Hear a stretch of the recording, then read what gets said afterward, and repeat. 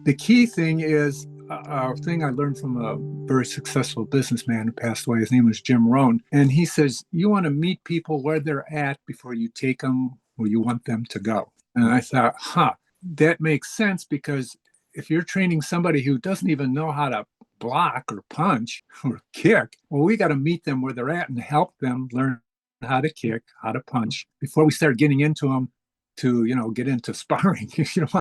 Hello, my name's Jamie Sparling. Welcome to the FormABLE Podcast, where we talk about formidable moments in the lives of martial artists and martial arts training. Today I have Mr. Sifu David Hatch from Attributive Martial Arts in Michigan. And this gentleman has been around the block numerous times. He's done several different systems.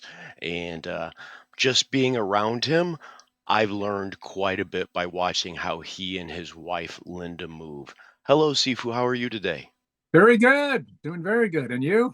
I'm doing great, sir. I'm doing great. We're cold here, but we're not as cold as you are at this particular time. You had said it's unseasonably cold right now.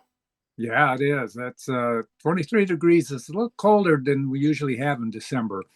Yeah, yeah. This weather, you really don't know nowadays from time to time. That's true. That's true. It's absolutely fascinating. So, Sifu Dave, I wanted to ask you, is it okay if I call you Dave? Yeah, that's fine. No, Okay, all right. Sifu Dave, I wanted to pick your brain a little bit about the martial arts in general and your journey. How long you've been doing it, and what are the systems, styles, and instructors that kind of influenced you the most? oh, wow. Well, we started martial arts, or at least I started martial arts probably about 1969 when I did an official training. Wow. Uh, I was in junior college, Mm-hmm. and that was one of the reasons I wanted to go to school, because I was working in a warehouse after high school, and I thought I got to get a better education than this. And so I wanted to study drafting and stuff, and mechanical engineering type things. And a friend of mine showed me this junior college that had, hey, look, it's got a karate club. I thought, I got to get into that. And back in the 60s, popular magazine that was out was Black Belt Magazine. Mm-hmm. They had half karate and half judo. That's how it was back then. And at that time, too, Bruce Lee was starting to become pretty popular. It was in 67 when he made the Green Hornet. And there wasn't many martial arts TV shows or anything back in the early 60s, mid 60s. There was an I Spy. I don't know if you remember that TV show from a long time ago. Robert Culp and someone else was in that, too. The two of those actors, that would show martial arts a little bit here, a little bit there. So it Mm-hmm. got, and I saw one guy learn martial arts from a book. It's called Japanese Jiu-Jitsu. So I thought, wow, I got to look into this more. It was really impressed me. So when I went into junior college, an instructor, his name was Larry Malo. He was part of a Japanese Shito-ryu system, which eventually he got a lot of investors and became really big. His school became huge, him and his brother. They called it Karate and Judo Schools of America, is what it was Okay. called. They started with karate and judo, but then judo was not that popular because karate was coming out more and more all the Mm-hmm. time. So I went into that at the junior college, and I became a instructor's assistant Yes, over sir. there. And that's where I met Linda. Linda came in as one of the students. And at the time, I didn't know she was deaf either. So the communication was a little strange at first. Yeah. Then I realized she could read lips very well. She was brought up to read lips, and she was so in shape. I mean, she's doing the sit-ups, the leg raises. Some of these other guys are moaning and groaning, and she's just going to town. So the two of us together just kept training and going on, and we both got our black belts through that system. After that, we'd still train at home, and I met another friend of mine. His name was Dean Cruikshank, who's the father of Darren Cruikshank, kickboxer. Oh. And so we got together and we trained in my basement, and him and his wife and me and my wife. And then one day he comes to me and shows me the Black Belt magazine, says, hey, look, there's a seminar coming to Lansing, Michigan. and it's going to be Guru Dan and Asanto, And I thought, oh man, I mean, that's the closest we'll ever get to Bruce Lee. Yes, sir. So we did, we packed up and went, and it was Filipino martial arts too, which I had very little information about or experience even. But Linda says, no, she wants to learn more about the knife stuff. How do we handle knives and bladed weapons? So we went to the seminar, and my God, it was Larry Hartzell was also there with Guru Dan. And I was going, wow, he had trapping, which I never saw the way they did trapping, right into the grappling aspect. And then Guru Dan with a single stick, double stick, stick and dagger, and then the empty hands, and he started introducing the silat. And I'm like, what is this stuff? It was just so overwhelming. It was a 2-day seminar, weekend seminar in Lansing. There was a guy named Dan Timlin who started it up. It was 8 hours each day. And you talk about information and overload. Yes, sir. It was mind blowing. And realized this is it. It had a lot of the arts in there and things that we never seen before. And here we were, black belts already. So, this is the way to go. We're going to stick with this. So we did. We stuck with that, and we kept training and going to seminars. And finally, till about the 90s, 1990s, when I became an instructor with Guru Dan into his program. And he started introducing me to everything else besides Sifu Larry Hartzell.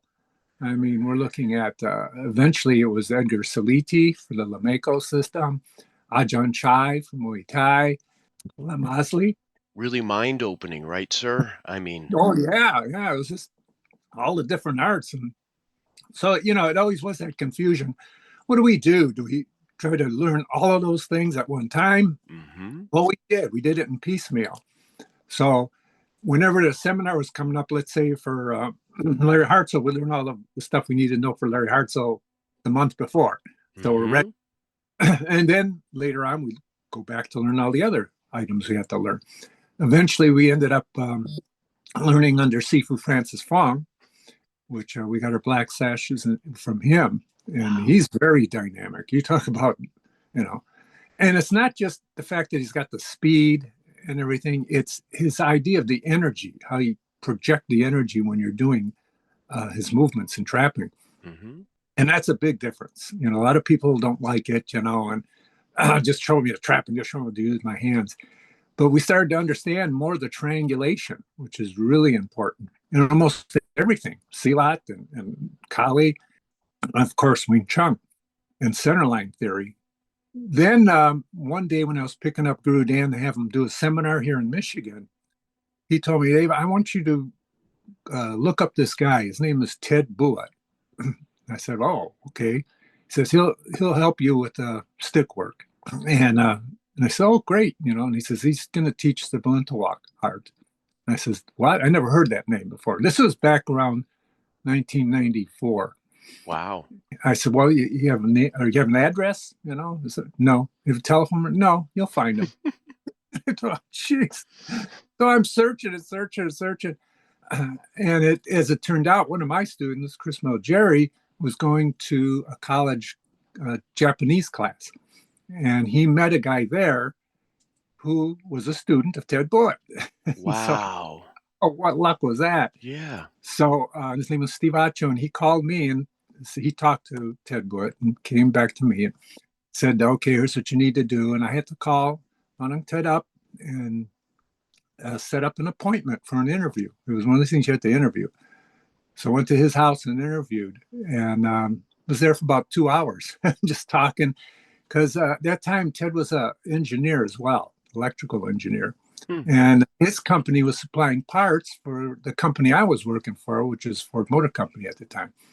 So I was there as an engineer. And so we got to talk engineering, but used engineering into the martial arts, get more technical with it. And so I thought, well, okay, this is great. So when I started training with him, boy, it was completely different than what I was learning from Guru Dan and Edgar Saliti and them. And I thought, this is, as it turns out, it's really an impact system. It doesn't Sure. work on slashing and stuff like that. It's all impact. And there's a lot of trapping in it. There's a lot of triangulation as well. And you start to use your left hand more so, you know, because actually the background of Balintawak, the founder, Grandmaster Anchan Bakan, he originally was learning stick and dagger. And Really? he was poking everybody, all his, you know, training partners to get poked so much with the stick, the dagger part with the stick, short stick. Mm-hmm.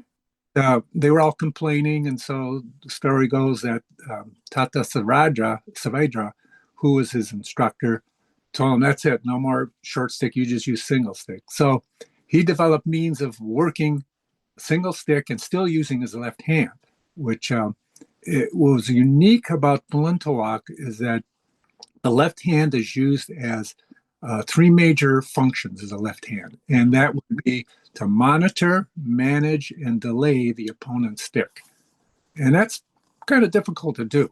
You know, you can slap people and push them, hit them, and punch them, and all that. That's easy. You know, Ted Boyd always said to me, "That's easy, Dave. This is the hard stuff. You got to try to monitor that stick and catch it, and the timing is, you know, strict. His big attributes working with him was timing and coordination. So you can coordinate your left hand and the stick work and the blocking. The method of blocking is different. It's an impact block, but it's a lot different than the deflection or sweeping. Yes, sir. So a lot of that is used. It's stressed a lot. Some people don't like using it. It's hard. It is difficult to try to get that. So people will go to more of sort of like we do with the sombrada, just go through a flow drill. Now, Long Ted did not teach drills and patterns. He taught techniques, and you would learn them single at a time, like one technique, and you learn another technique, and then he'd mix it up. He called it the mixing bowl, and that's what he called corridas. And so you're going through the different moves and stuff, and you had to learn your timing through that. And he didn't go fast. It was always slow because he wanted to make sure you still had the good form, proper balance, you know, where you shift your weight when you're hitting.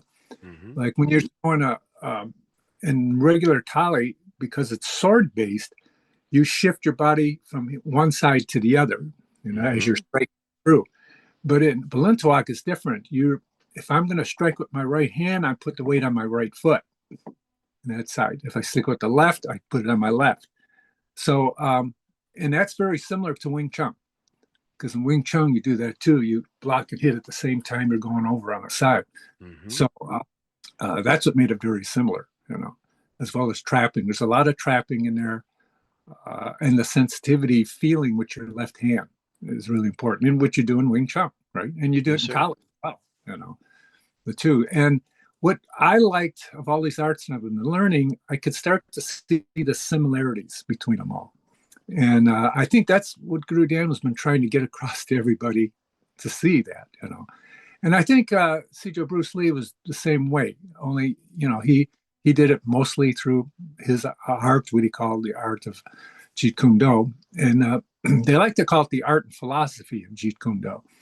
And most people thinking Jeet Kune Do is like a product. It's a solid product, like Yes, boxing sir. or wrestling, but it's not, you know. And a Guru explains it as it's a process and not a product.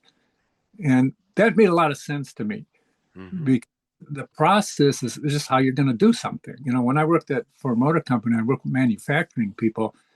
We had to look at the process they're using to make a part. One supplier may use one process, another one use a different process, but it still comes out with the same part. That's the final conclusion you're looking for. So, and that's really important, you know, as you're developing yourself. But once I understood that JKD is a process and not a product, I wasn't hung up on calling it a system or style or anything, because Yeah. it's just an art. And I think that's what Bruce Lee was trying to get across. But anyway, yeah. So Balintawak has it. One time I was working with Mononk Ted, and there's only one-on-one. He doesn't teach classes. It's a one-on-one basis. You go That's with him. great. And so I did that for 11 years, with him before he had a stroke. Um, and then 7 years later, he passed on. But in the meantime, I helped him try to get this out to the public. And I developed a number of DVDs explaining. And Yeah. so my DVDs are sort of like an encyclopedia of the items and things I was taught by Monk Ted Buett. And he was with me. Well, he wasn't with me participating because by the time I started filming and that's when he had a stroke. Mm-hmm. But he would review all the stuff that I was filming. So I made sure I was doing it correctly and the right way he'd like to see it promoted. And so he was happy with that. I was glad to see he was. And even his wife helped me out. Nanang Denny, she would help me with the terminology and stuff, where it came from and that. And she'd be talking about the Majapahit Empire. And I thought, geez, the only person I heard talk about that was Guru Dan Nasano, Yeah. But it was really a learning thing from them, And that was the thing too. Nung Ted would always, we'd come up to him and say, hey, we read this thing here in the magazine about this. And he'd look at it, read it. And he says, no, that's not true. We said, well, how do you know? He says, I was there. That didn't really happen. Yeah. So it's good to get the firsthand experience of stuff, Absolutely. But so what I have done is taken Balintawak and I've mixed it. And he allowed me to go ahead and mix it as long as people understand which part is Balintawak, which part is whether it's Lameko and Asano or La Costa or whichever system. And in some of the moves that he showed me, some of them were like Silat moves. He had moves where he twisted you and got a hold of your neck and, stomped on your knee and stuff. And I'm going, geez, and I asked him if it was Silat. He didn't know. That's what he learned from the Grand Master Anchan. So, but it was interesting to see that, I bet. there. And when he would show me a move, and I'd say, geez, this is like Wing Chun. And he says, oh, yeah, okay, let's keep going. But it was great experience to work with somebody one-on-one. And I know Guru Dan had me look him up because I wanted to have more one-on-one time with Guru Dan, but it was kind of hard, Mm-hmm. and stuff. And so he realized that, and that's why he had me look Monk Ted up. He was only like a half-hour drive from me, so it was really close just to go. And he always entertained questions. And what helped me understand Balintawak even more so was my questions. Like, how do I handle this thing from Lameko? I saw this guy come in here and swirl and hit, and he could answer them. He had the answers. And that's one of the reasons I wanted to stay with him, to really understand the art. And it's like I explained to everybody else, you go through a motion and you say, well, let's do it again. Says, why should I do it again? We did this before. I said, no, because you really don't have the feel of this particular, let's say, a technique. So you got to do it again. And I tell everybody what happens is you are looking at a technique as if you were looking at everything around you with one eye. And if you look at everything with one eye, you're looking at two dimension. And then a person now look at everything with two eyes.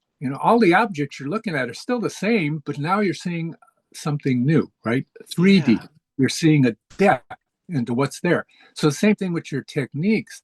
You may say, oh, I got this down. Yeah, I got it. But you really don't have it until you really get the feeling of how well it should be done, the timing and the sensitivity and the awareness of what's going on, before you get that technique.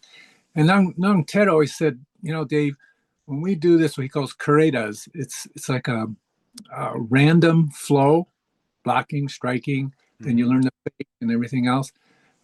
He says, what we're trying to learn here is awareness and when to apply everything that you need to apply.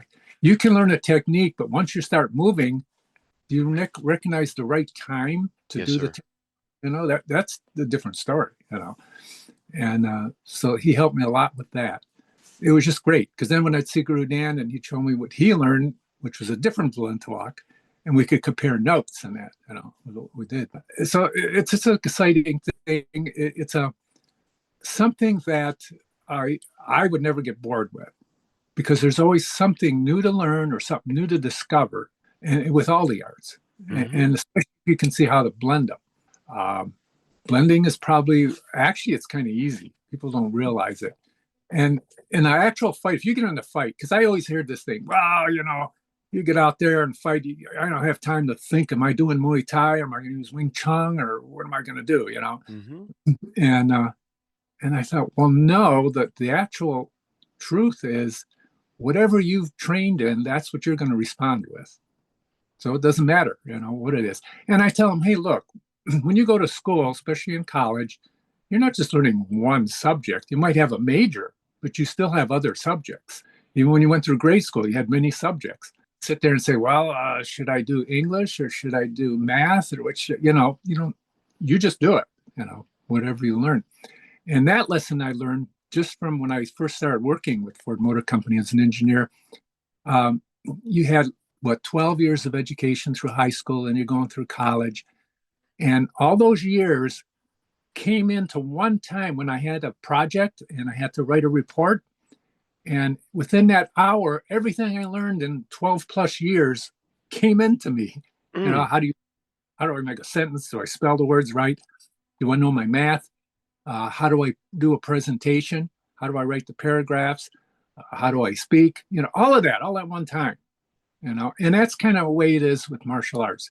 You learn all these different martial arts, and eventually, if you've been practicing them, it'll come to you. It'll just come to you all at once, instantaneous.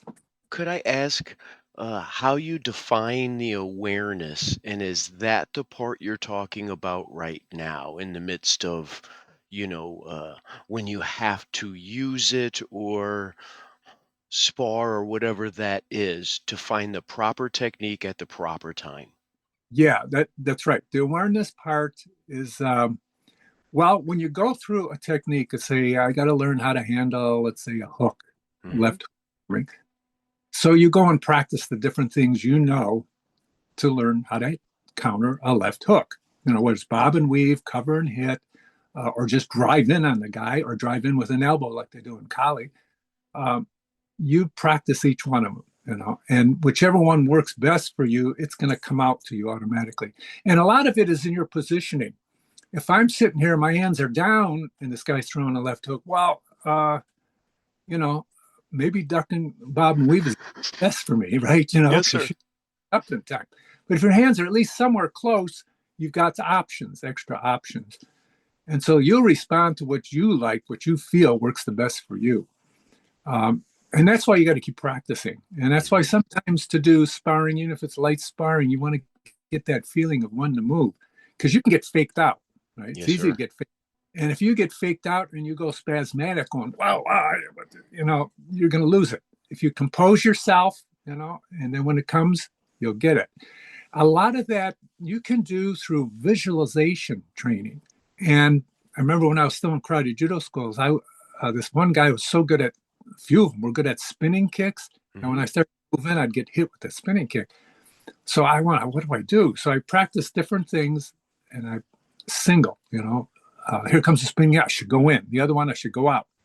Eventually, when I was by myself, I had to go, okay, I had to visualize. I mean, strongly visualize the guy's really throwing at you. And it almost made me hesitate. And there was nobody there, but that shows how strong your visualization should be when you're practicing. So it's like the real thing's there because you already had the experience of somebody throwing at you. So you take that and use that in your training when you're by yourself. Obviously, you have a partner that works a little faster, but the visualization takes a little bit longer. So that helps with that awareness that we're talking about, because you're saying, okay, I see it. I see what's coming. I recognize it. It's recognition, and that's another key that Ted was always saying. The awareness is really the recognition of what's coming and what to use at that moment. It's like what Bruce Lee talked about, the different speeds. You got the recognition speed. How quick can your mind recognize it? How fast does your mind comprehend, okay, register in your head, well, which should I use to go against it? Then your brain's got to tell your body which body part should be moving. And then you got to move your initial speed. And then you have change of direction speed. What if that didn't work? I got to switch to another angle to attack.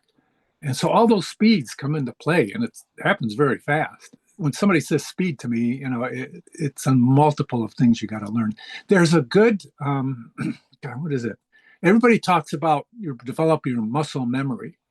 And there was a video came out in TED Talk about why we do repetitions. And the video was very good because it talked about whether it's you're doing a musical instrument, or it showed a guy doing boxing, doing repetitions in boxing or basketball, and football, or anything that you want to learn to develop your skill. And so they went through this whole thing about what causes, it's the gray matter in your brain that develops what we call the muscle memory, because they said that's really not true. It's not the muscle has memory. It's really the brain, the gray matter, which sends signals. The more repetitions you do, you have these axons that send signals to your muscles. There will be a coating that develops around those axons, and that preserves that motion, that movement, response, whatever it is. Okay, and I thought that was a great TED Talk that they had. And that explains why you need to do repetitions. It scientifically shows you what's going on with your body to do that. And that's what's nice about learning science, as well as, just having experience on something. So if anybody wanted that would be something to look up in TED Talk. I think it's still around on YouTube. Would you be willing to send that over to me at some point? And I No. think that's absolutely fascinating. So, attributive martial arts. Yeah. Where did the name come from, and what made you decide to use that as your moniker for your group, if you will? Well, what happened was Linda and I were sitting down thinking about a name. What should we call ourselves? We didn't want to limit ourselves to say Filipino martial arts or John Fan JKD or shoot wrestling.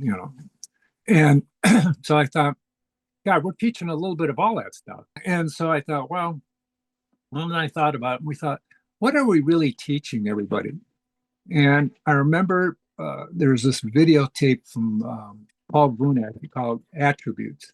And he starts talking about these different attributes. And there was an article, too, in one of the old martial art magazines where Paul Vunak talks about attributes. And he had a whole list of attributes and how to develop them. And I thought, you know what? That's what we're doing. We're trying to teach people to develop their attributes or help them develop their attributes. Either the attributes they may have, and we're enhancing those, or trying to develop new attributes for them. And so that's why we decided, let's call it attributive. Either attributive martial arts or attributive martial arts, either way, it's correct. So that's why we came up with that name. How do you balance attribute development with a need for technical progression with your students, sir? It'd be a step-by-step process. Again, each individual is different. That's why usually one-on-one training is the best. But we have small groups that we teach at our house. And then I'll teach at different schools and stuff when they call me out to teach and that. And I do have privates. Now, the key thing is a thing I learned from a very successful businessman who passed away. His name was Jim Rohn.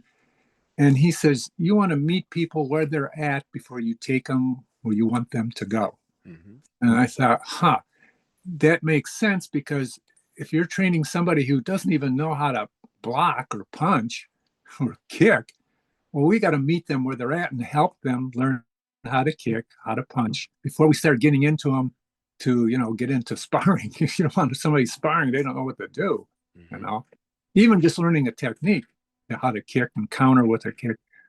We've got to start out, it has to be progressive steps. And some people we get already know how to kick and punch. They've had either karate practice, they're black belts already. So now with them, our progression with them would be, well, okay, how good is your awareness? Let's see your timing on those kicks. Okay. I like to help people train also with music, because it teaches them some rhythm. Mm-hmm. Once they understand rhythm, then they can break that rhythm. And that's more for the advanced students as we go along. But even beginning students, I'll at least have them do things to a beat, whether you do a drum beat or put on some neat music with a medium beat, not too fast, because then they can't keep up. But working out to a beat really helps because, let's say, and I learned this earlier in my career with karate, because we have to learn combinations, kicking, punching, kicking, punching. But I would always find my hands were faster than my feet. So with the rhythm, you try to get hand motions going, punch, punch, kick. Now, punch, punch, kick, kick, punch, and a knee or whatever, or elbow. But you try to get each one of those strikes with the beat. So you realize that, boy, I got to get my legs ready for kicking, if I want to keep up with the beat. Because if you're too lax with your legs and you're going with the hands real fast, the legs will never come up in time. They'll be off beat.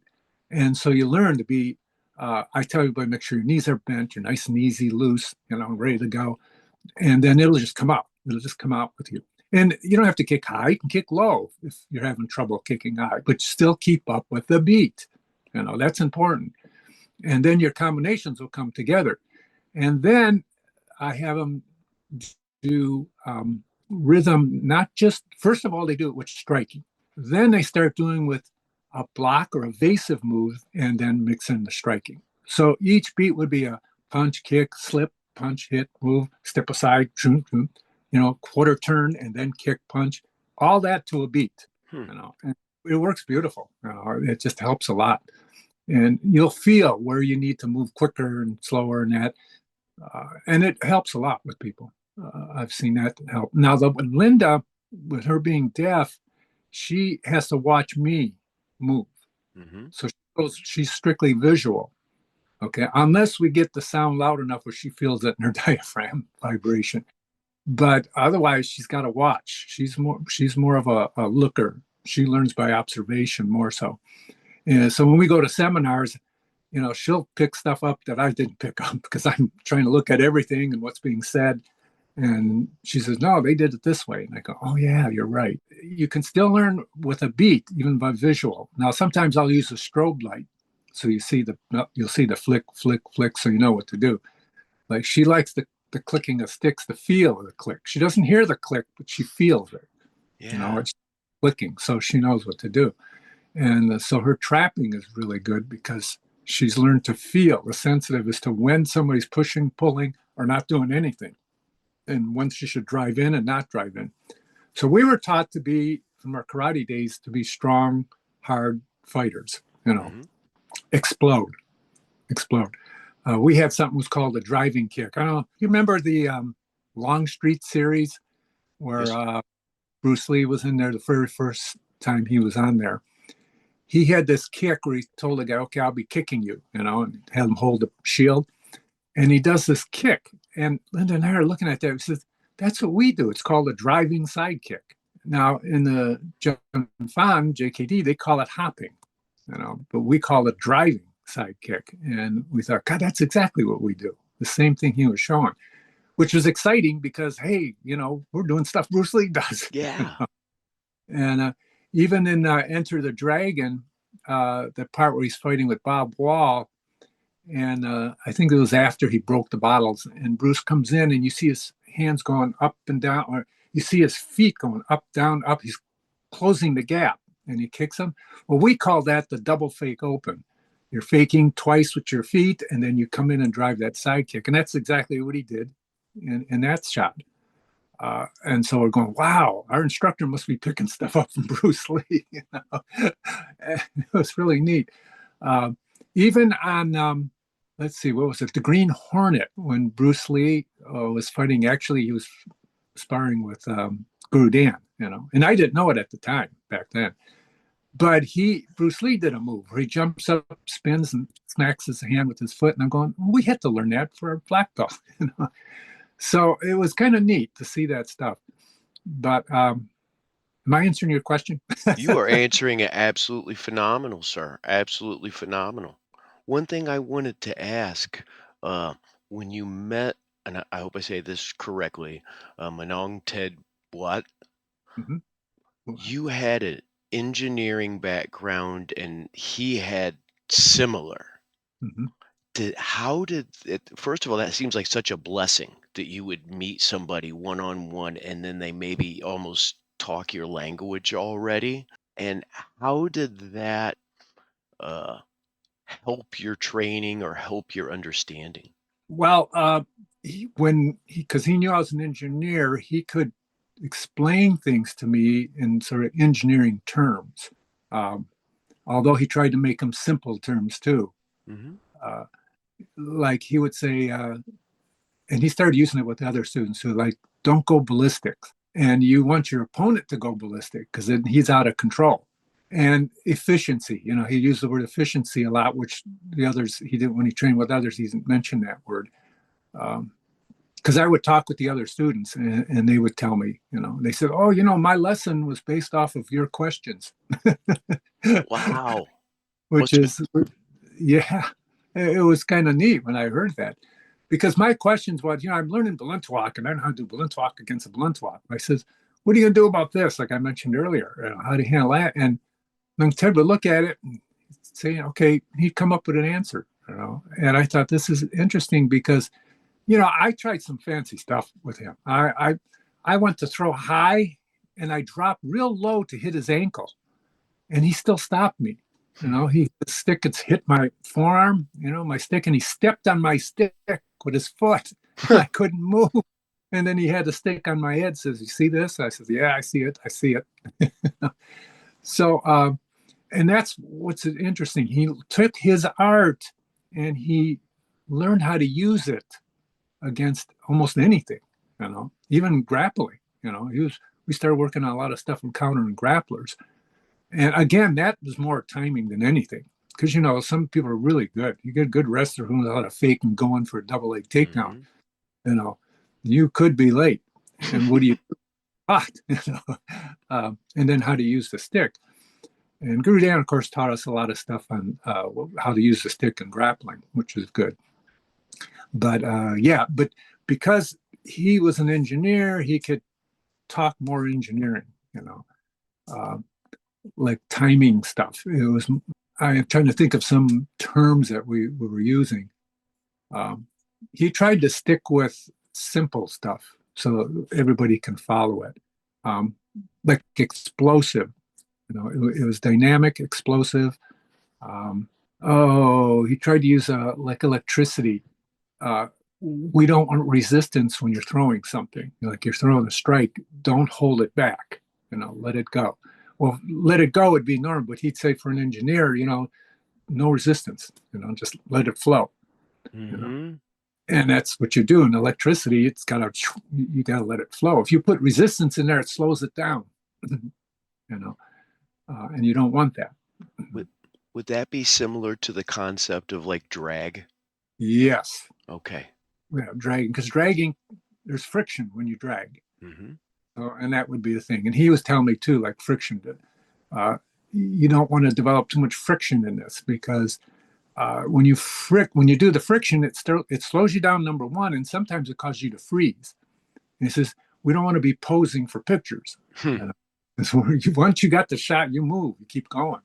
That's And funny because back in the day, everything was pictures, right? And so you would think that you're going to do this and he would do that. And then like the Karate Kid, for lack of better, like thing, but there's like all these mid frames that are in between that are really, I think, what you referred to now, or I'm going to throw this out there, more like the things in between the frames are your awareness. Mhm. Like where is the weight and such things. Yeah, yeah, because it's interesting in Wing Chun. Sifu Francis Fang was teaching us the first form. There's you're standing still. You're in one position, but it's called little imagination. Silam Tao means a little imagination, and so you're trying to learn about your body. The Hmm. structure, positioning, and everything. Eventually, he shows how the energy will flow through your body based on your structure. And once you get that down, then you start looking at the other form. The second form, you start to move more, turning. You learn how to shift your weight over and stuff, and that is important. The idea of combinations. When you're throwing combinations, that's where you don't want to freeze. And some people will go pop, pop, pop, pop, and no, it's going to be pop, pop, pop, pop, pop, like that. It's you got to feel it. You got to feel it. Yeah. And that's why the music is good, because you can feel music and you can go with it and you feel that beat and your rhythm. And you can learn how to, like I have everybody for, let's say, doing single stick and they're doing downward figure eight. I have them just keep doing downward figure eight, and your partner will throw something at you. They'll either throw an angle one or overhead or down below. And while you're doing that, now you've got to just come out and just do your block or deflection or whatever you need to do. And so you might be on a downstroke when someone's coming up here. And so you got to really adjust, adapt, and quickly change and go there to block it and get it out of the way and then keep going, keep flowing. That's one of the best exercises that I have people do, to stick. And the coordination's important. The Sinawali, which is, 1, 2, 3, and 1, 2, 3 type motions with the stick. And you learn how to flow with that. And that's coordination. And it's helping both sides of your brain when you're doing this. Wing Chun is the same thing because you're doing both sides of your brain. You got one way going one side, one the other side. So they both work together, And what's unique about Sifu Francis Fong is that he dives into the other arts, the grappling, Muay Thai and that, and he gets in. When you test with Sifu Francis, you're not only learning the Wing Chun and dummy forms and the regular forms, but you're learning, he has you go through punching round, which is you got 3 minutes. You got to get like 250 or more punches in that round, and sometimes some kicks. You get a 1 minute break. Then you have to do a Muay Thai round for 3 minutes. And then after you do with those, then you get on the ground and you got to try to get out of, there's, I think, 4 positions, top mount, side mount, guy behind you. And you've got 1 minute to try to get out of that, which he's not expecting you to be a perfect guy in grappling, but understand the grappling enough to where can you use Wing Chun in grappling. And when I was testing one time, it worked out real well because when I did the ground stuff and I got wrapped up and the guy's holding me and was getting ready to choke, and my coach just says, Tan Sao, use the Tan Sao. And I thought, oh yeah. So I just put my hand in there and just did the Tan Sao, and it broke the grip on the guy and I was able to get out. So understanding where to use the arts, and how to mix them. That's absolutely amazing. Thank you for sharing that story. Oh, you're welcome. Yeah. Uh, One thing I wanted to ask is, Balintawak is really getting popular right now. And why do you think that is for someone you were doing it before it was getting popular? Right. Just before it started getting real popular. Bobby Tabuada came out to the United States. He was in Australia for a while. And when he came to the United States, it was a man named Sam Buat, which is Ted Buat's cousin in Arizona. And he helped bring Bobby here to the United States. And Bobby started coming out. And I didn't meet Bobby till years later. But when I was talking with Bobby, they were learning from, if you look at Anchang, who was the founder, then there was another level called Villison. He was the guy who had it. And then from Villison, that's where the others, you see Bobby Tabuada, Bobby Tabamina, and some of the others are all coming from that lineage. And they came up with what they call a grouping method to training. And it's a nice method. It's okay. But when I showed it to Ted, Ted says, he says, there's too many, they're making mistakes, they get some bad habits out of it. And I didn't understand at first, and later I saw. But what it is you're learning, they have 5 groupings, and each one's teaching you something. One's teaching you how to clear somebody's left hand or clear the stick, and the other one's teaching you how to handle combination attacks and how to handle the left hand striking. And they're all good, because they segmented it. The way Onung Ted explained to me that Anshan really wasn't that good a teacher. He was good at the art and he could show you some great stuff, but you have to figure it out when you're with him. And that's one of the reasons Onung Ted Buat was brought in. He, after 1 year, he ended up teaching at the Balintawak Club in Cebu. And he taught for about good 10 years, under the tutelage watching through Anshan. And he picked Ted because Ted was a little more educated and knew how to explain things better. And that's what he did. But the other guys, they went on their own and decided to come up with a method to teach groups at one time. So they come up with this grouping method. And, that'd be similar to what Guro Asano does with Sombrata. It's a set pattern so everybody can follow it and they can get used to the different lineages, or not lineages, the different lines of attack. Sure. So that's important, right? And later, once you're used to a box pattern, you change that box pattern, add something else to it, and then you become freestyle after that. Well, what Ted would do, he was teaching freestyle right off the bat. Okay. He wanted you to get ready for combat if you needed to. So the routes are a little different. And it was easy for people to just follow a pattern, and it's easy. You don't have to be there one-on-one to teach them that. Although they do have it instructor-led, with the grouping method. Mm-hmm. But so in the grouping method, then you're going to have to learn how to handle yourself spontaneously, without following a pattern. And because in the fight, there's no real pattern in a fight. It's whatever happens. You just got to do it. You got to adapt to it. And I've had that experience with some of the other people who train with Avi Tabawada, Tabamina, and that. And when I work with them, I could see where, because they're in such a habit of doing something, sometimes they raise their left hand up to block. And then I'm not throwing a puño because they're used to doing, a guy's going to throw a puño, so they're going to come in there with the hand and you get rid of the hand. This isn't the case. I'm not throwing a puño. I'm throwing the stick when I move their stick aside. So they put their hand up and they're like, whoa. And there's where the bad habit came in. Okay.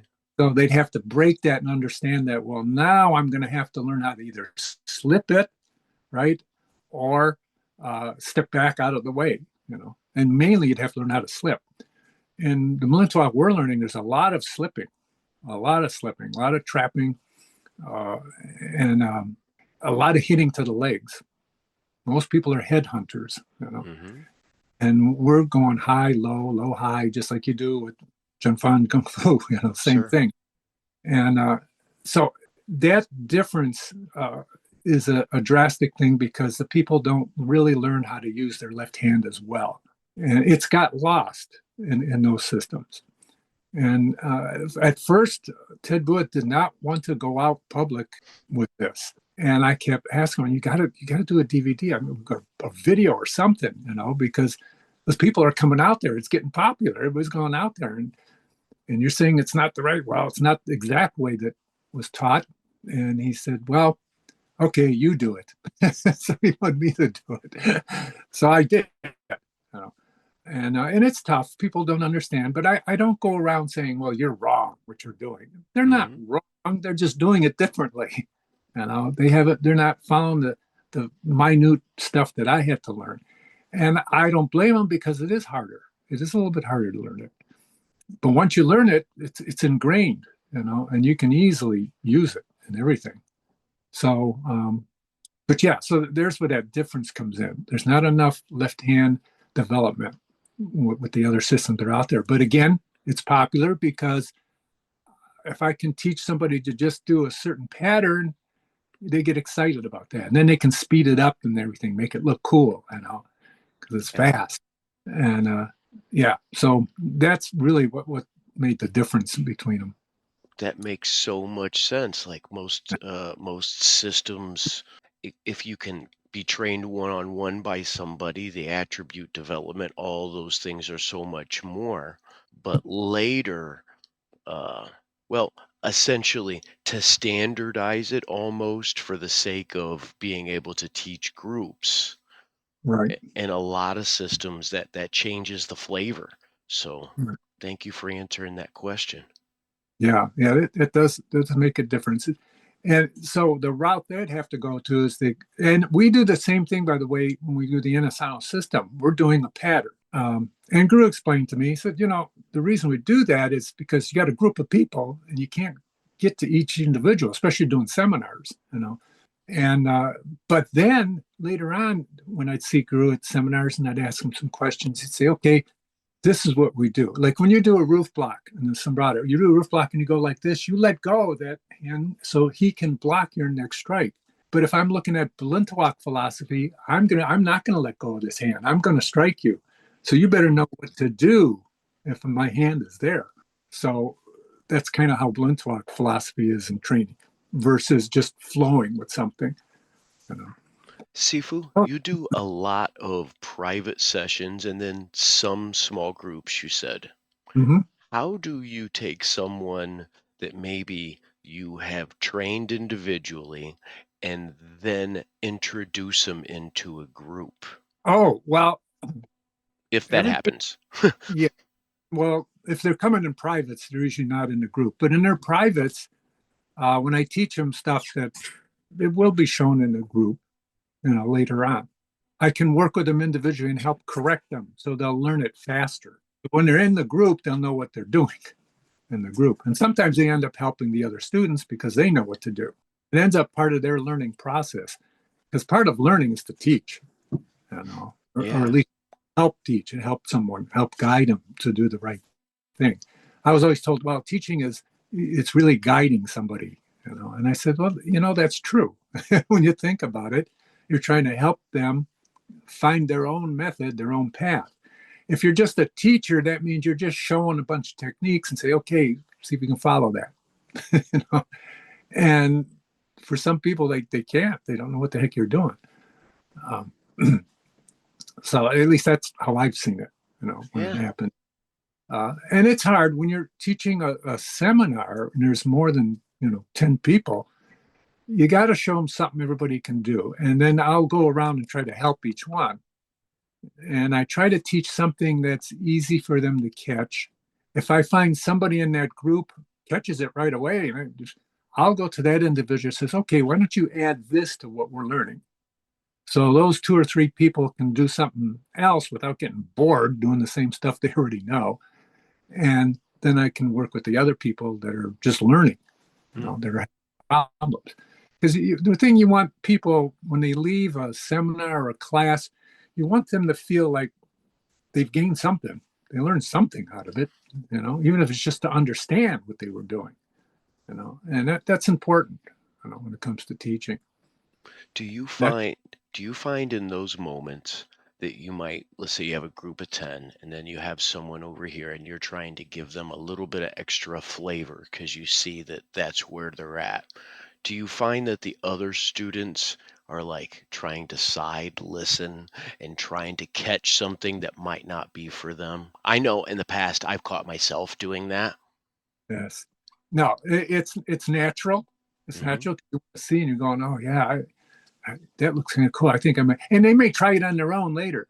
I saw this and I'm going to try this, and which is okay. That's part of learning your awareness. If they're totally lost, they won't be watching. They're going to be trying to figure out what they're doing. There was a good story that Edgar Saliti told me. He said he was learning from, I can't forget which master it was. But anyway, he was taught to do certain moves, do these over and over and over. So he said, okay. So one day he goes by a house and he goes by the house of the instructor and he sees him teaching some guy privately. And he's teaching him something different, real fancy stuff and everything. He says, that guy, you know, he didn't understand. He was sort of upset. So when he saw his teacher the next day, he says, why are you teaching him all that stuff? You haven't showed me this. And he says, this guy paid money and he just wanted to know some moves, and that's it. I want you to be really good at this art. That's why you have to keep working the basics and fundamentals I showed you. And then we'll get into the advanced stuff. And that was a pretty good lesson to learn. There's some people that just, how they say, this one guy, Jim Rohn, would say, some people just pick the fruits, other people want to study the roots. Mm. It's what end do you be on it when you're trying to learn things. Yeah.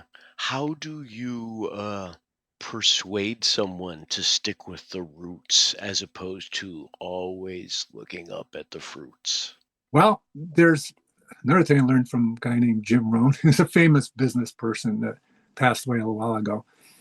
But he said there's a difference between presentation and persuasion. And presentation is B, people go, oh, wow, that's really good information. Persuasion is where the person goes, oh, yeah, I want to do this too. Let's go, So what it is, persuasion has to do with, like we we're just saying, a lot of stories. Sometimes you give them stories, examples, and it could be your own example or somebody else's example. So it relates to them. And that persuasion is what you're using to help get them that interest, the true interest in developing it, or to inspire them.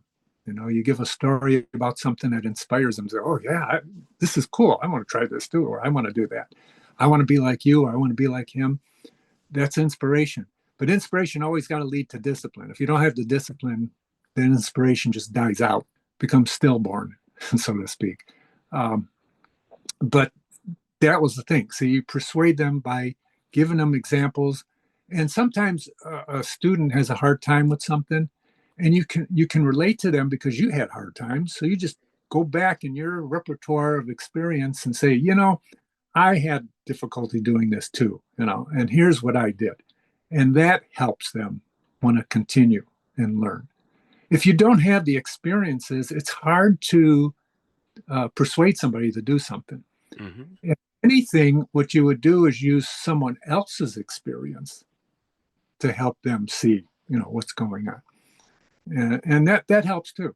But that's part of the idea of major pieces of life puzzle that I've learned from Jim Rohn. Your philosophy of how much you learned and everything, and then your attitude is how you feel about what you know, and your attitudes have to be educated as well. And then there's the activity. If you feel, attitude is how you feel, right? Philosophy is what you know. And if you feel good about what you know, your activity, the next piece, boy, you'll get out there and do something. And of course, the next step is results. And results is the name of the game. If the results aren't there, now you got to go back and say, well, is there something I'm missing in knowledge? Or maybe my attitude isn't that good about it. I don't feel that it's worth learning it. You got to look at those different things to get the results that you want. And then your activity, are you doing too much? Although sometimes you don't find people doing that, but it could be you're burning out, you get tired. But it could be not enough activity. Jim Rohn used to say, you want to have the ant philosophy of activity.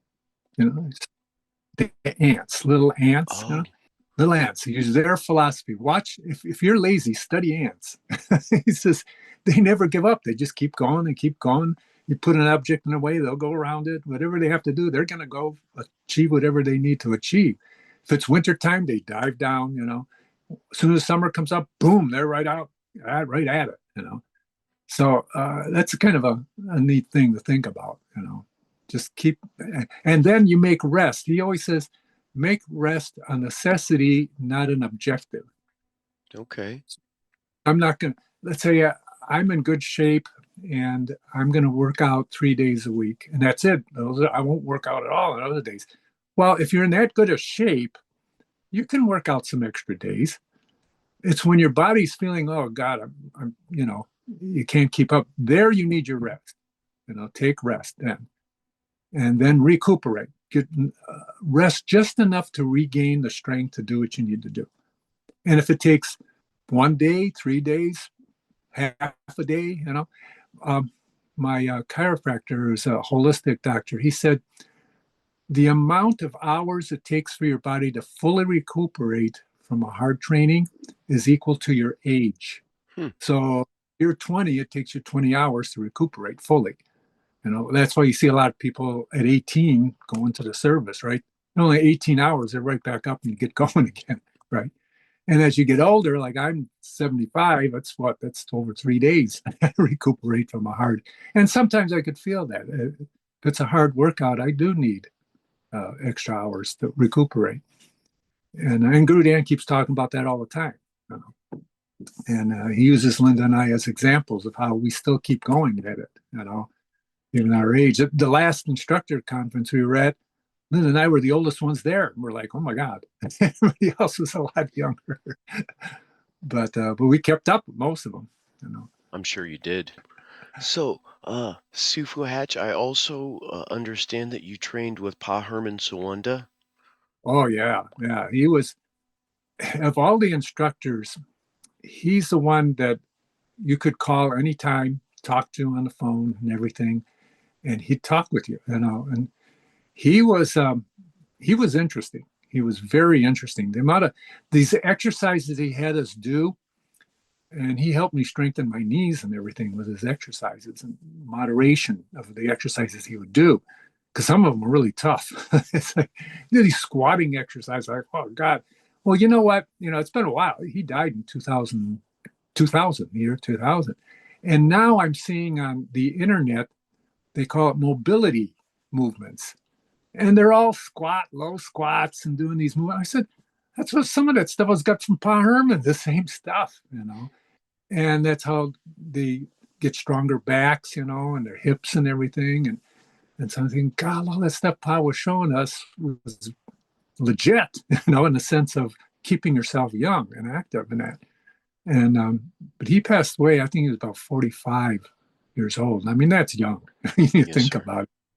And but he was so good at stuff. And he had this ability to knock you out, not knock you out, but make you pass out with just a touch on the neck. I haven't seen it, but Guru Dan did. And the Guru Dan felt it. And he videotaped it. And Pa's second wife told me about, they were driving in the traffic in California, and there's, Pa blows the horn and this guy to move. This guy gets out of his car. He's real mad. He's coming up to the car, and Pa gets out of the car, and the guy was like, he's going to do something. And Pa just touches his neck, and the guy passed out. Wow. And then he gets back in the car and drives away. And it's like, whoa. Now, the thing was, he was going to start teaching me, Linda, and Chris this particular art to do this, but he passed out just before. But still, just the things that he was showing us was incredible. He had so many different jurus that you had to do.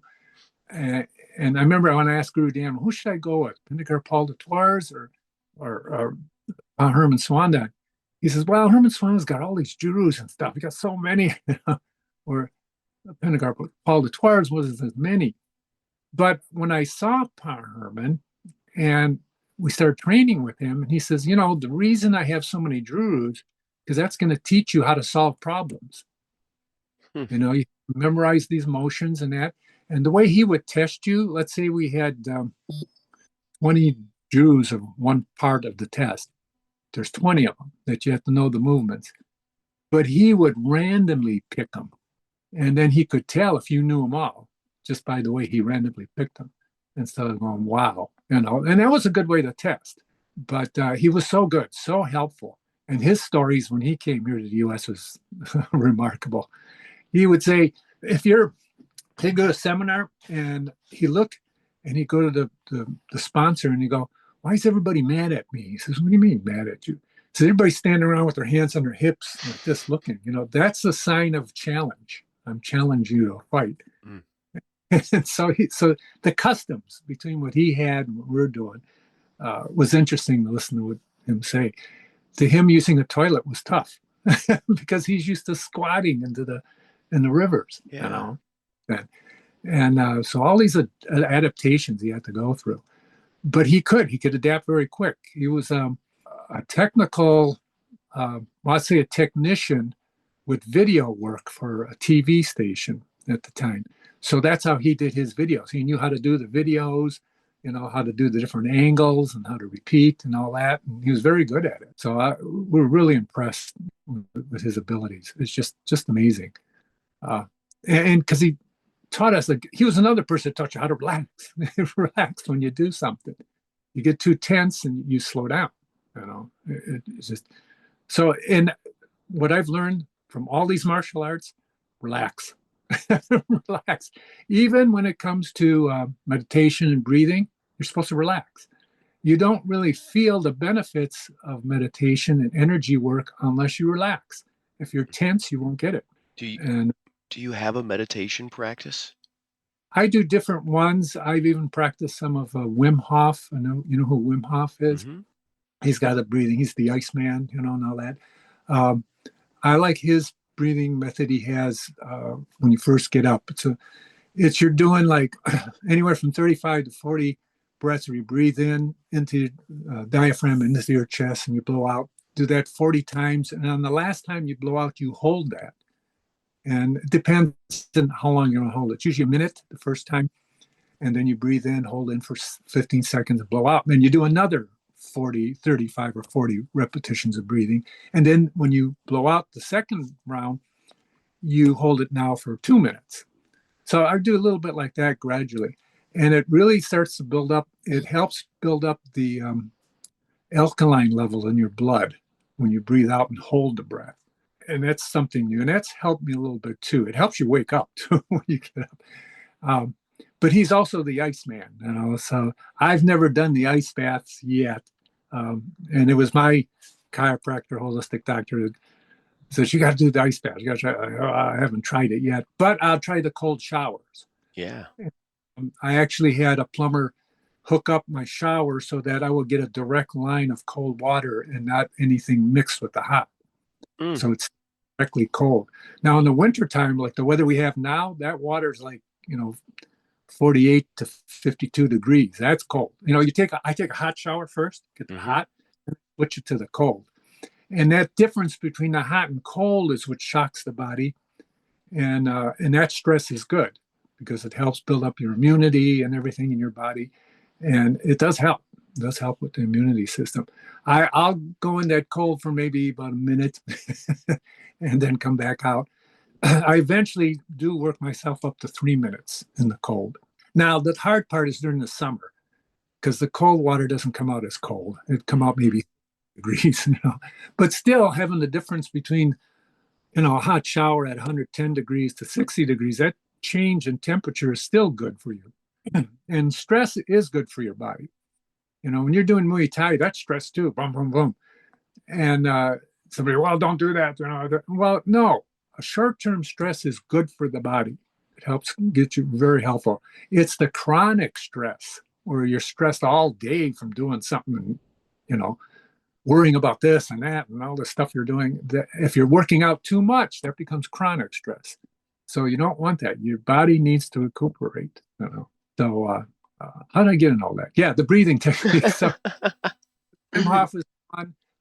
I learned another breathing from Qigong group, and this is a Qigong master. And when I was working at Ford, they had a group they called the Qigong group. They have travel groups and different groups, but this is a Qigong group.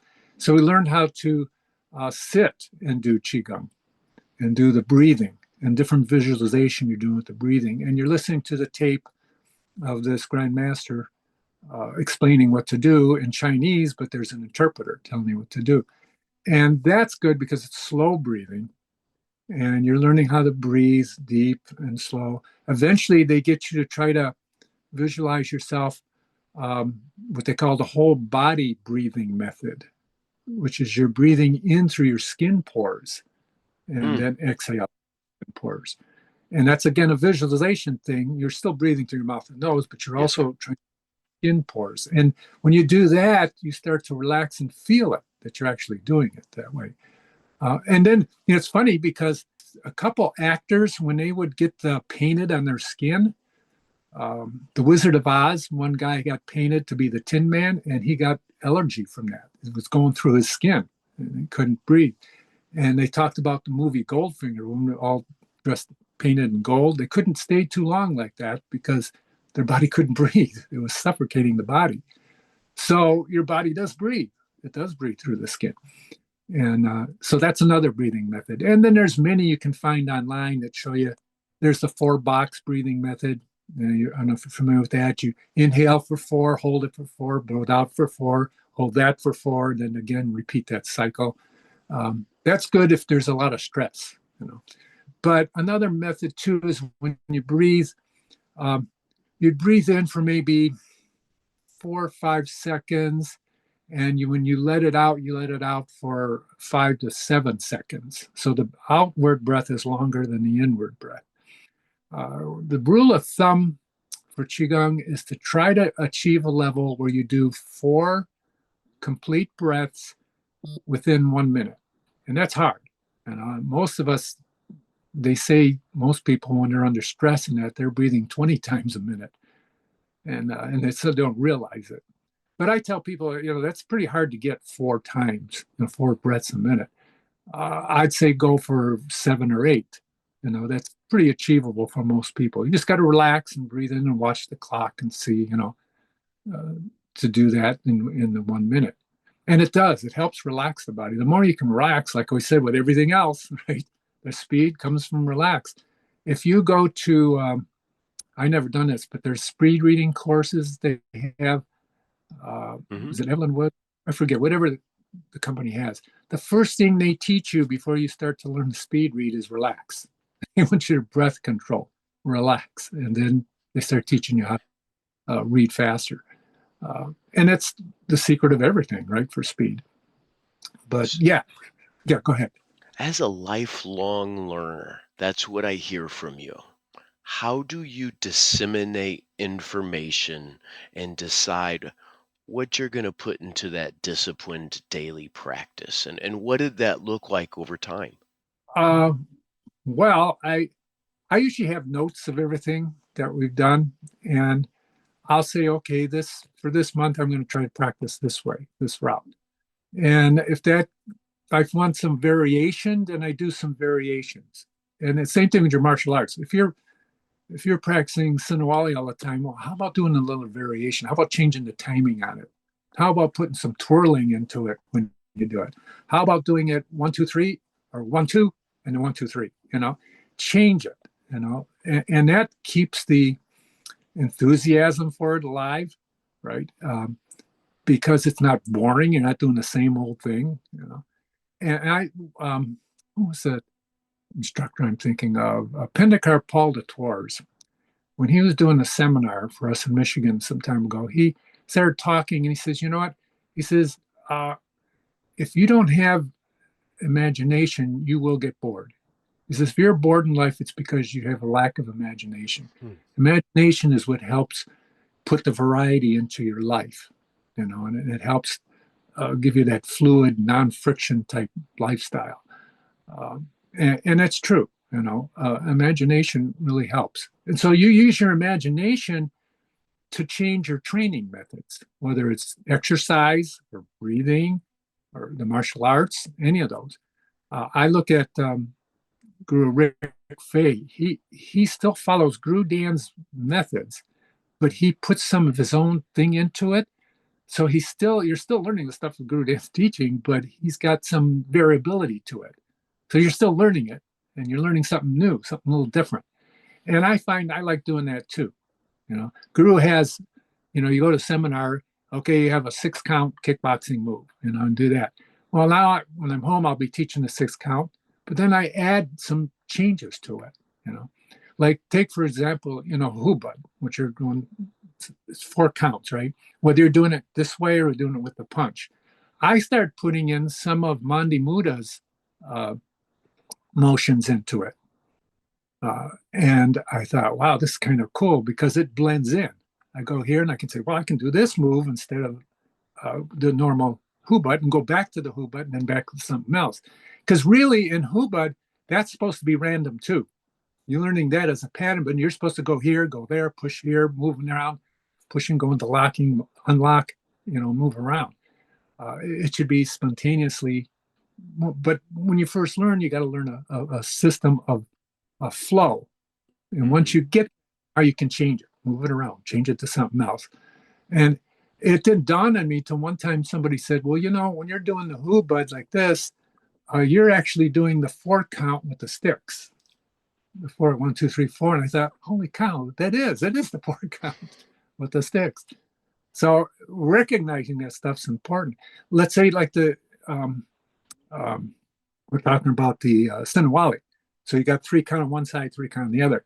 Well, Guru is showing us how that applies to empty hands. And yeah, stick is going 1, 2, 3, right? But you can parry. This can be a pull, and that can be a hit. This can be a parry. That can be a hit. That can be a hit. This can be a parry. This can be a pull. This can be an elbow. And then he started showing boxing. I said, 1, 2, 3 count. So he goes like this. He goes parry. He goes 1, 2, 3. You know, so he parry, punch low, punch high, and it was boxing. There it is, the 3 count. And he had the same thing when someone kicks, how you catch it, elbow it, and then a 3 count. And I'm going, God, there it is, you know. So your mind starts to expand now on what this 3 count is. It's not just this all the time. It's motion. Thank you. Yeah, the routes of motion. I have always been. It's hard for me to try to find my own path because there are so many great instructors that are there. And recently, we put together what we're calling our AIM program. It's Affinity Integrated Martial Arts, and it's just based on routes of motion and some motions that are applicable to more than one circumstance. And that's how I try to kind of gel the classes together while still giving credit to this is Kali, but that doesn't mean that this art doesn't do it. And this is Jun Fan, but that doesn't mean that this person isn't going to do this other thing from Kali. And that's what I hear you talking about. It's just amazing. Yes, it is. It is. Yeah, that's why I can see where the difficulty is for people. They want to stick with one art. Like I think I mentioned this to Dwight Woods and a few others, that to me, you hear Bruce Lee say, be like water. But to me, I think JKD is water. Because it's not, you can't just grab it and say, this is JKD, right? You try to grab water, it just squishes through your hands, you know, you don't have it. What you got to do with water is you got to cup your hands in order to collect that information. Then you can drink it, absorb it, and then your body's going to expand it. If it doesn't need it, then you got to go for more. You know, so other arts like we're saying boxing or wrestling, those are arts you can grab a hold of and do. Right? Mm-hmm. It's boxing, how to slip. I got a punch, and this is a hook. That's an uppercut. Double leg takedown for grappling. Right? But when you go look at JKD, Jun Fan JKD, you're sort of, well, wait a minute, what do I do? Should I do this? Should I do that? No, you're going to do what your body's conditioned to do or it's trained to do through your repetitions. And repetitions with the intent of getting better. You know, there's that saying, you know, repetition's the mother of skill.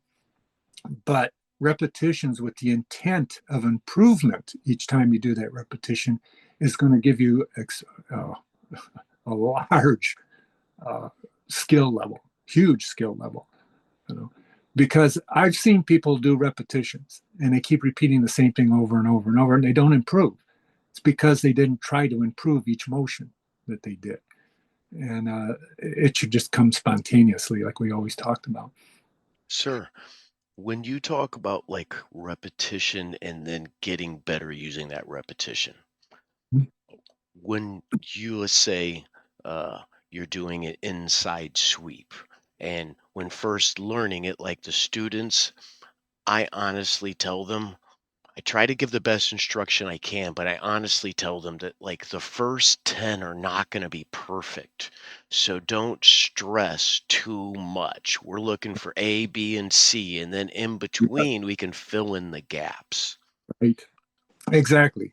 How do you, in the midst of repetition, decide what part of that particular movement you're going to tighten up? Are we looking to are we looking to find more speed, more sensitivity, any of the S's?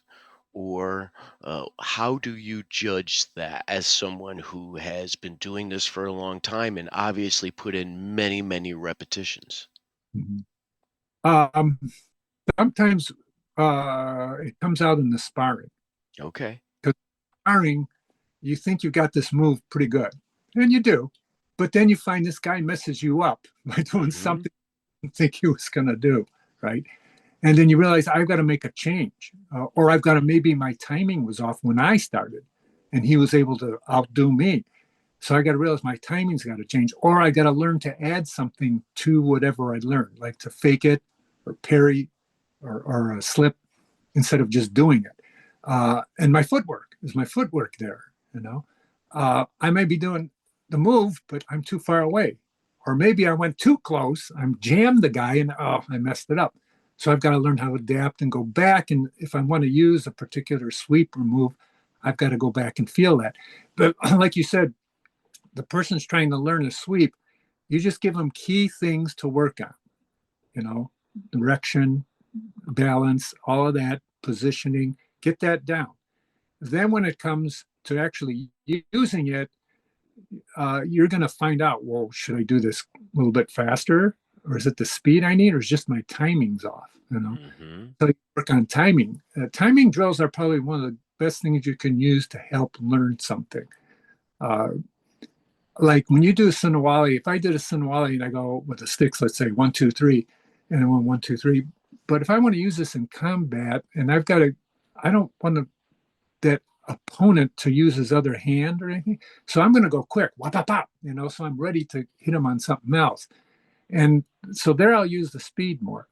But I still need the accuracy. I still need the body mechanics to make it hurt. I can go fast, and maybe I'll scrape his hands or something, and that's it.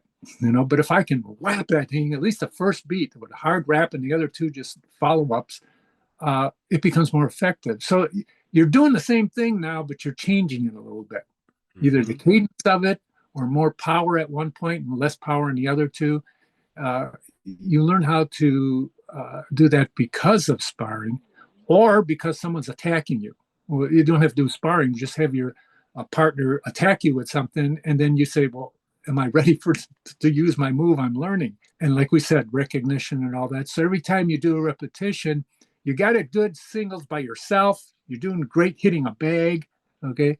Now there's a person that's moving. Oops. Yeah. He's moved now. Now I've got to move, or I got to do a quarter turn to get there.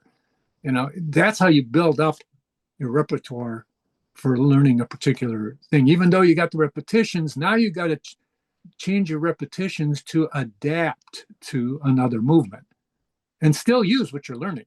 But that's basically how I would do it. That's a great answer. Can I ask what role does pressure testing play in identifying like the true performance of attributes? Pressure testing helps you get over that freezing when you freeze. When someone's coming at you, boom, it's like, whoa. Because normally when you practice, you're practicing with somebody who's cooperative. And this is easy, no problem. But when this guy's coming with intent, like we talked about philosophy and attitude. Attitude is the emotion. If you got an emotion that's like, he's going to knock your block off. Whoa, you think, I better get you freeze. People have that tendency to freeze. I know I did. They come in, they go, whoa. And then you start, oh my God, I should have moved. It's too late. So get that experience of someone blasting at you helps you develop your attributes, right? To know when to move, the timing to move, the recognition for that too. When we were in karate judo schools, we had pretty hard sparring, but the only thing they restricted it to is just in here, within the body cavity. No groin shots, no leg shots, no head shots. However, we had the occasional face block, but everything was to the body, and it's harder because the guy's arms are over there. It's hard to hit that body. So you have to do a lot of setups. You have to set things up, work it out. There might be a little sweep to throw them off balance a little bit and then get the shot in. So yeah, the pressure is important because it helps you to overcome that tendency to freeze. And it's only a natural tendency, for everybody has. When you're sitting there and there's an explosion, what does everybody do? Whoa, so your reactions, you want your reactions to turn to responses. And response means you're going to do something. You know what to do. But if you don't have that experience, you don't know what to do. So yeah, the pressure testing, I think, is important. Now, you can't pressure test all the time, right? Because if you do too much pressure testing, the guy's never going to learn something new. So you first go easy. Like Guru Dan explains, when you're teaching a kid how to catch grounders, you don't take the baseball and you whack that thing really hard and the kid's trying to catch it and, you can't do it. You go easy until he gets it. Then each time you gradually increase it, increase the speed or increase the power of the hit. So they eventually will get used to it. And somewhere along the line, they'll mess up. and then they'll realize, okay, they have to adjust to do something to catch that ball. So it's the same thing in the martial arts. Gradual learning is good, and that's what I do with a student. Especially in Balintawak, I'll gradually have them get the movement, and then as they're improving, I pick up the pace on it, or I put the intensity more into it. Emotional content is boom there, and they go whoa, and then they freeze. So we're telling them, no, you don't want to freeze, and so we back off a little bit, and then I gradually increase the intensity or the emotional content of it so they get used to it. And then when it comes in real life, they won't have a problem. That's a great answer, Sifu. It really is. Some of these things just seem so self-evident, but at the same time, uh, not so much in the midst of it, depending on where people are in their stage of development as people and in martial artists. One of the other questions I would like to ask you, and this is really for myself. Actually, this whole thing is kind of for myself. I hope somebody else gets something out of it, but that's a thing. I love information. At Affinity Martial Arts, in the same class, I can have somebody who is uh, mid 30s to early 30s to 40s, right? Myself just turned 50, or I'm going to turn 51 here in a year, and then I have students that are in their 60s and 70s, and they're all training together. And I'm very proud of the way that everybody gets along and takes care of each other. But with that kind of grand of a cohort right there, how do I help introduce the pressure testing? And would it look different? I mean, obviously, it's going to look different for everybody. Yeah. But in the midst of that, when I get a question from somebody and I'm looking directly at their body and I know how they move and I know all this, I'll try to answer the best for them that I can. Uh, but I guess how do I best guide a group of people that are in such a large cohort? Yeah. You can do some things in general with them, like pick something that all of them, because they're all roughly in the same age, some 20-year difference maybe in some of them. But like I say, some of them are going to pick it up quicker than the others. Hmm. So with the younger ones, you'll do something they can handle. The older ones, they can't quite handle it yet. Maybe they're distraction or something comes too harsh on them, they freeze too. As the older you get, the more tendency is to freeze, and so you got to try to break that ice, so to speak, right? Hmm. Um, but just gradually do it. The older ones are going to have more gradual training or more progressive steps than a younger one would, and that's how I've seen it. And I have because I've got guys 63, 64. He's been coming with us for a while, and he likes coming, and he says this is his health plan to keep him in shape. And but he has trouble sometimes with the trapping aspect. Hmm. And he's a manager, so he's got a lot of pressure and stuff where he works in it. And for him to learn and relax and then get it, it takes him a little bit longer. So I can't put pressure on him right away because he can't do it. So I just gradually do it. It was slow, easy, and then we pick it up, and then he gets it, you know. And it took a little longer for him than if I was working with the guy who's 45. Yeah, 45 will pick it up faster, and that's just the way it is. You have to understand that. And just like learning another language, right? The younger generation can learn a language much quicker and more languages than we can as we get older. And that's because we're conditioned one way of living. And now we're trying to change it, and it takes a little bit longer to do it.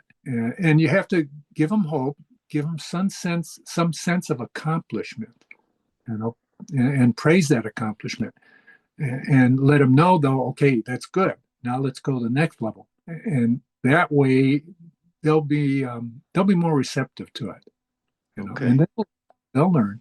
Well, let me ask one more thing here. Well, maybe two or three.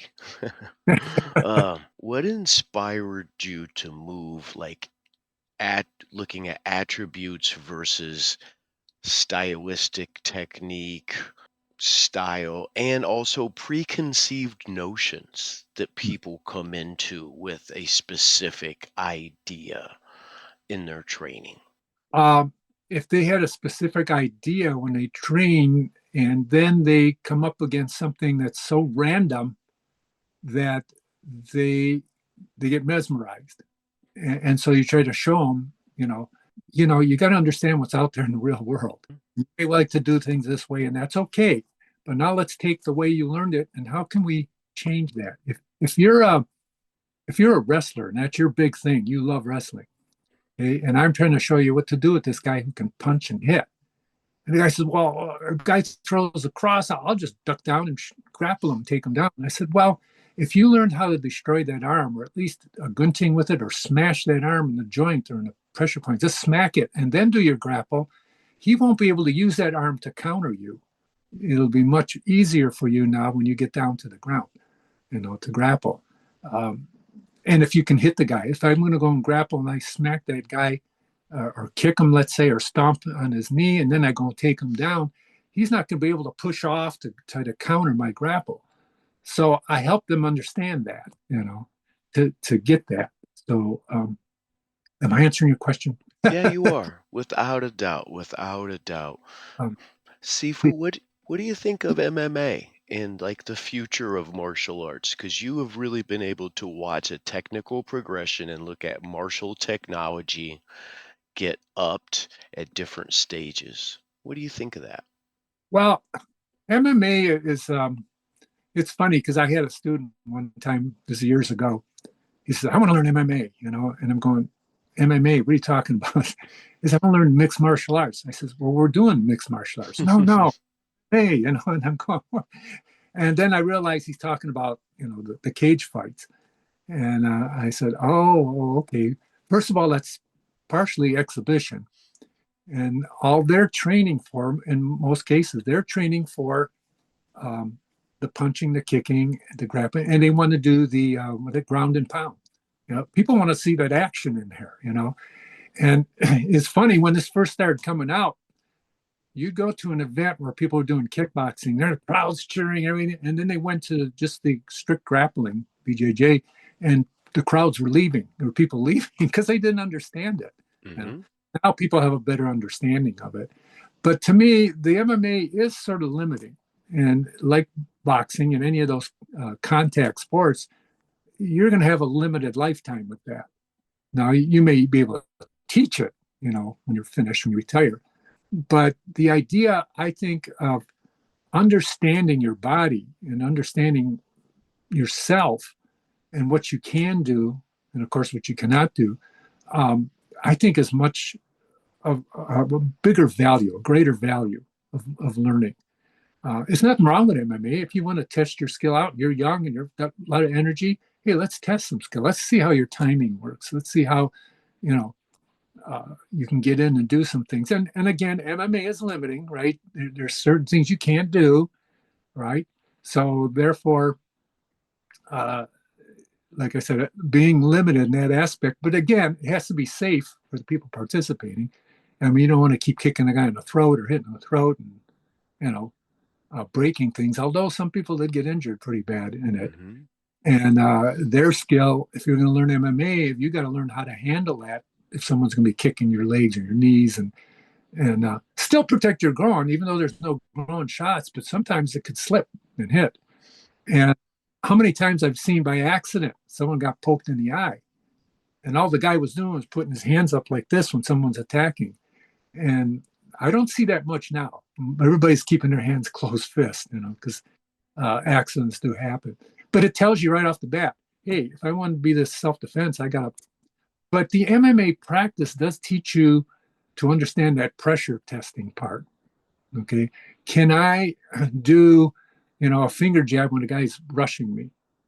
Can I step aside and then sweep this guy when he's rushing, attacking me? So that helps you, in that aspect to enhance your own development. Do you have to do that? I'd say yes, if you really want to be good at your art, but don't do it to such an extent that you're injuring one another, to a big degree. But I'm all for it. I watch it sometimes too, but a lot of times I watch it and I'm going, geez, you could do this and do that, But I watch it more for the opportunity of what I know, can I use it? And a lot of Yeah. people would come, a lot of people would go to me and say, how come they're using the elbow? Like when you do the hook, you do the elbow into the armpit. How come they're not doing it? I said, well, either it's too much for them to learn, or they don't know it, they don't understand it. And maybe they tried it once, it didn't work, so they just scrapped it. It could be a lot of those things, And I don't know if it's part against the rules. I don't know, they can do that. But so, like I said, I watch it because I want to see, I see what they're doing. Can I handle that, in a real fight? And a lot of it, those guys are in great shape because of the endurance and everything. And we got to stand as we're getting older, you're not going to have that much endurance, and you got to be more efficient with yourself. I look at it as, the Creator made us at young with such abundance of energy so we can learn by mistakes, and we learn and we see, okay, this is the way it should go.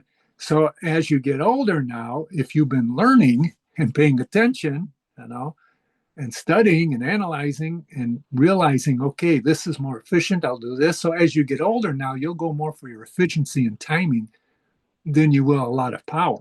And you can still develop a certain amount of power, but the idea of movement, be able to move and slide, get out of things. You may not be like the Sistema's really good at maneuvering their bodies around and stuff, and that's good. But if you get a guy who's really trying to attack you and smack you all over the place and come with a knife and starts to stab you, well, part of that's okay, but you still got to know how to handle the weapon. But yeah, the MMA is okay, but again, if you're going to live that, that's a short-term life for the martial arts. It's just like everybody's talking about full contact stick sparring and that. And the Dog Brothers. Well, if you like that, that's fine. Get into it. If you know how to block everything and maneuver, that's good. Try to minimize the amount of injuries that you get, and you'll find out real quick if your timing's off. But you don't have to do that. Guru Dan told me, he says, Dave, you don't have to do that. As long as you're understanding the motions, the timing, and understand your attributes. You don't have to be full contact fighting all the time. Once in a while, if you want to try it, that's good. Get a taste of it. We got things in Muay Thai, and Sensei Eric Paulson does this too. It's called timing sparring, where you just time everything. You're not trying to blast each other and wipe each other out because you won't survive very long. And that's what Guru talks about, the development triangle. You got play versus technical skill and fighting skill. He says you use play so you can learn technical skill and the fighting skill. But if you tried to do fighting skill all the time, you wouldn't survive the training. You just couldn't. That's why you have plays or drills, and you learn to mix them. So yeah, the technical stuff and mainly the feeling of yourself, the spiritual self of yourself has to grow. One person was that? Oh, and I say, Paul Vunak was good at this in his attribute tape, saying, yes, you're going to go physical, and then it's mental because you got to really concentrate and study and analyze and just do it physically. But as you go and keep training, you're going to develop the spirit, because it's the spirit that keeps you driving and keep going. That's the key. And it's the spiritual side from inside that comes out of you. And that's how you're going to, because the pressure testing is another thing that helps get the spirit out of you. You're either going to flake away and run away from it, or you're going to say, I'm going to figure out how to do this, and that drive gets you to figure out what to do. How do you maintain your drive, Sifu? Over the years, right? Decades, different arts, you're going to pick up this, look at that. How did you maintain your drive through all this? Through inspiration, watching people like Guru Dan, Sifu Francis, they inspire me. And what I've learned, that inspiration's good, but you got to discipline yourself to do it. So to get the achievement, what you want to achieve. So, like I said earlier, inspiration without the disciplined work, you're just not going to achieve what you want to achieve. So I figure, well, I look at Guru Dan, he's still moving around at his age. And Sifu Francis is just 2 years older than I am, but he can really move. And I'm thinking, we got to keep moving. And all the doctors nowadays, you go to a doctor and they're all telling you, well, you got to keep moving. You know? And that's the advice you're getting nowadays, you know, and what better way to move and what we're learning now. And so as you grow older, you realize, well, I can't do this, but I can still do that. I can still do the movements. I can still do my footwork. I can still have the timing to move somebody, you know, to move them around and get in and maneuver, you know.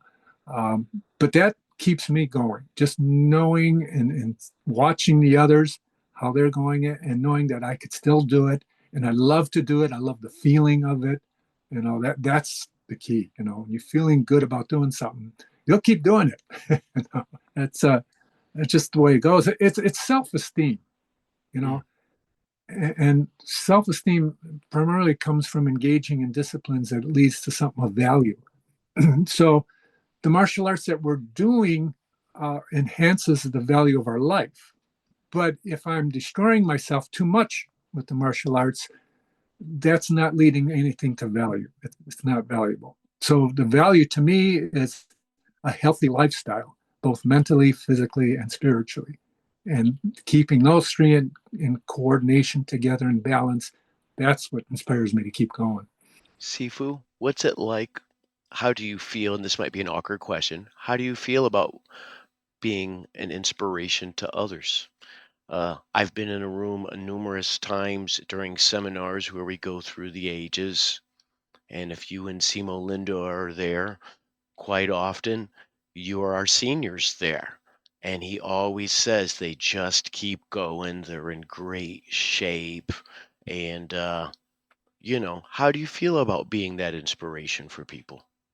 Well, you know, it's funny. That's sort of I know some people call it serendipity, or it's a thing that I feel good about that. I don't realize it at first because then I thought, well, you know what? If anything, that's what we like to be, inspiration for somebody else. And it's good to hear people say that. That helps inspire us too, Hmm. because we realize, we are doing something of value for other people, you know, and that's the feeling I get from that, you know.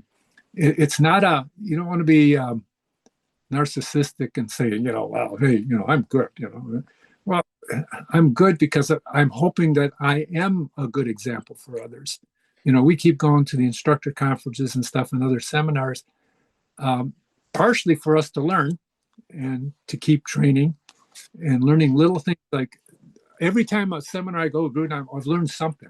There's always something, whether it's a physical move or the reason behind the move or some history behind it and why it's done that way. I've always learned something, you know. And the fact that we can be inspirations for others, that's a driving part for us, for Linda and I, you know, aside from just our own health, that we're helping others as well. And the key thing in life really is self-serving is good, but serving for others is of greater value. In Qigong, they teach you that. They teach you the more you can do for others and help others, that's of greater energy than it is if you're just doing it for yourself. However, you still have to, you know, you can't help others until you can prove yourself. You know, then you can help others.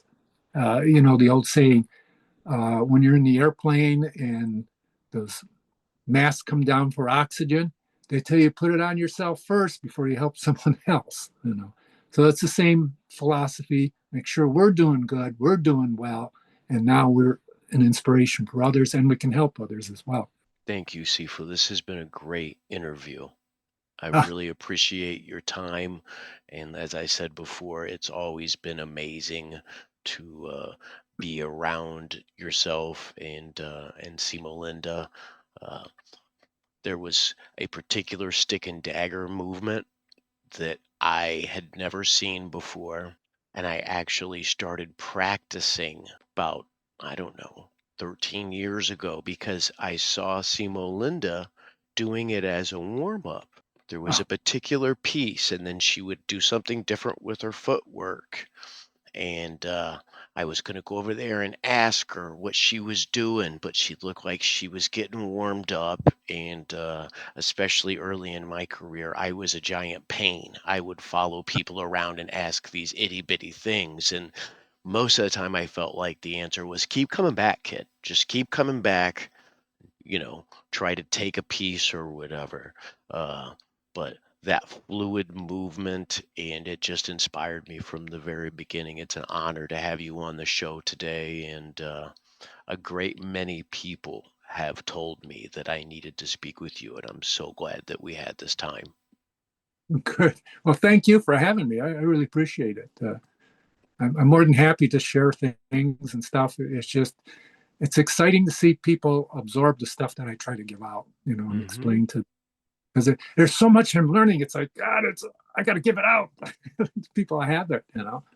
Yeah.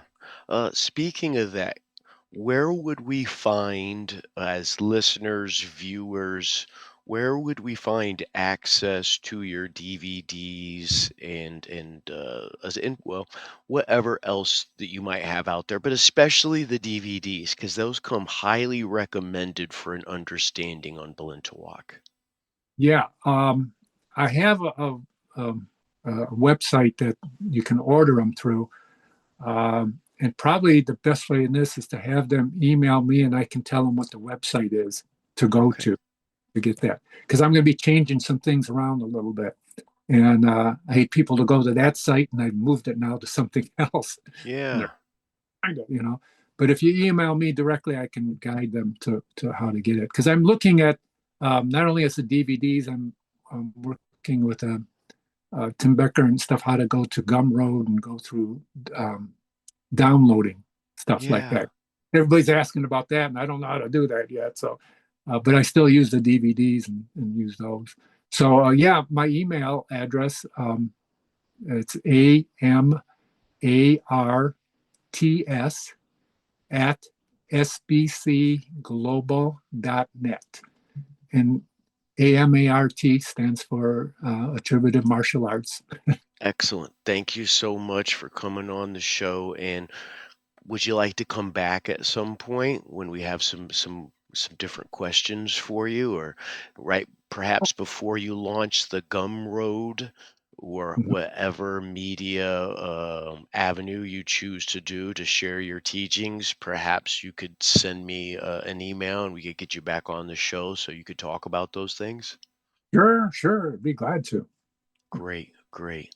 Uh, is Simo Linda around where I could say hi?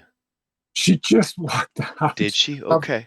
about 10 minutes ago. She's like, I got to get some shopping done. So, Oh, but she well, said the same hi to great. Thank you so much. And let her know that I appreciate her too, as well. And that I was asking about her. I'd really appreciate if you'd yeah, let her know that. let her know that. She'd be glad to hear that. Excellent. Thank you so much. Sure, thank you. So This anytime. Absolutely.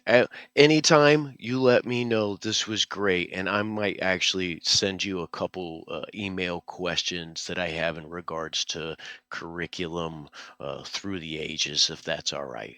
Yeah, yeah, that's fine. I really appreciate it.